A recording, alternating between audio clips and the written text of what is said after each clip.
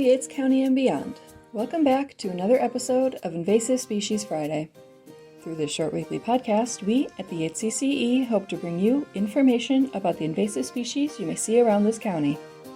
We're in the water with this week's invasive, bloody red shrimp. Originally from Eastern Europe and Western Asia, specifically the Ponto-Caspian Sea, the Black Sea, and the Azov Sea, bloody red shrimp were introduced into the Great Lakes by contaminated ballast water. It was first discovered in Lake Ontario in 2006. Later that year, it was also found in Lake Michigan.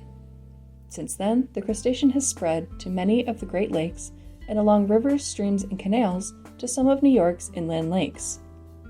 Because of their size, speed, and penchant for hiding, it's possible this invasive has spread much farther than we yet realize.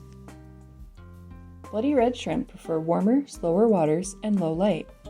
They tend to stay near the bottom of water bodies during the day, hiding among the rocks or near docks and piers. They typically avoid soft substrate and vegetation, preferring rocky bottoms or hard structures. At night, they rise, feeding on zooplankton, aquatic insects, and organic material. As their name suggests, they look like shrimp, but they're much smaller. Adults only grow a quarter to half an inch long.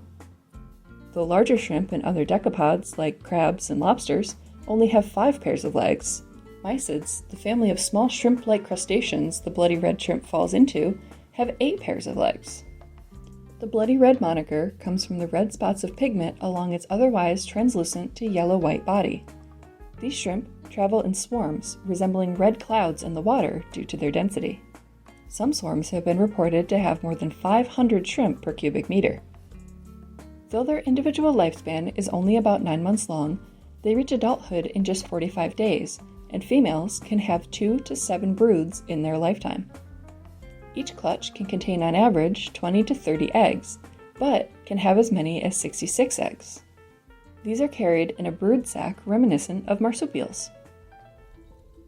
Unlike many of the other invasives we've discussed on this program, not a lot is known about the impact of the bloody red shrimp on the North American ecosystem yet, especially in small inland lakes.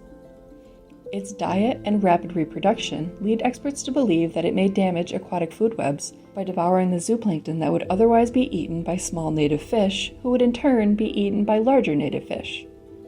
These omnivores may also change the abundance of certain algae in lakes and rivers. Bloody red shrimp are hard to catch due to their size and speed. You are unlikely to see these guys in your standard nets or traps. If you use a fine mesh dip net while catching minnows, your chances of catching these creatures are slightly higher.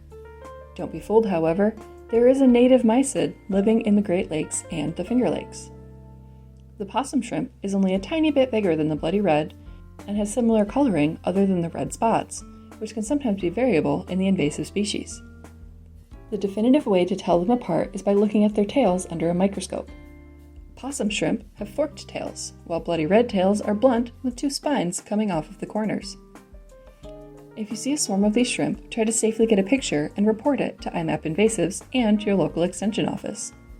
If you think you've captured one of these little invasives, place it in a small glass or plastic container and fill it with ethanol or rubbing alcohol. Bring it to your local extension office with the date, time, and location it was collected, and they should be able to help you identify it. There are currently no known control methods for bloody red shrimp in natural water bodies. It's extremely important to clean, drain, and dry your boat and other equipment before moving it to a new lake or river. The juveniles especially are so small they could easily be missed by a quick inspection, but will multiply quickly in a new location. Clean off all plants, mud, or creatures. Drain all water from the motor, live well, and bilge. Rinse all equipment, including boat and trailer, with high pressure or hot water, or let everything dry in the sun for at least 5 days. We need your help to prevent the further spread of these and other invasives. And with that, we reach the end of this week's episode of Invasive Species Friday. Next week, we're flapping with an iridescent passerine. Until then, we at the Yates County CCE thank you for tuning in and supporting our fight against invasive species in Yates County.